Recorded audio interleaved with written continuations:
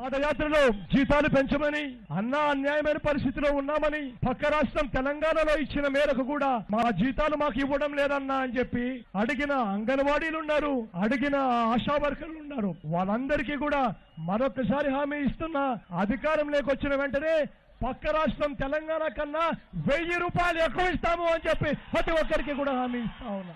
ముఖ్యమంత్రి గారు చాలా అంగన్వాడీ వర్కర్స్ పట్ల, హెల్పర్స్ పట్ల చాలా సానుభూతిగా ఉన్నారు.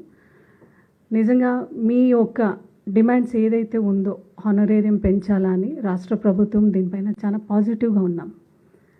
అయితే ఇది సమయం కాదు కాబట్టి దయచేసి రాష్ట్ర ప్రభుత్వం తరఫున మీ అందరికీ కూడా అపీల్ చేసుకుంటూ మీ డ్యూటీస్కి మీరు వెళ్ళిపోయి మీ డ్యూటీస్ని సక్రమంగా చేసుకోనాలి. పాదయాత్రలో జీతాలు పెంచమని అన్నా అన్యాయమైన పరిస్థితిలో ఉన్నామని పక్క రాష్ట్రం తెలంగాణలో ఇచ్చిన మేరకు కూడా మా జీతాలు మాకు ఇవ్వడం లేదన్నా అని చెప్పి అడిగిన అంగన్వాడీలు ఉన్నారు, అడిగిన ఆశా వర్కర్లు ఉన్నారు. వాళ్ళందరికీ కూడా మరొకసారి హామీ ఇస్తున్నా, అధికారంలోకి వచ్చిన వెంటనే పక్క రాష్ట్రం తెలంగాణ కన్నా 1000 రూపాయలు ఎక్కువ ఇస్తాము అని చెప్పి ప్రతి ఒక్కరికి కూడా హామీ ఇస్తా ఉన్నా.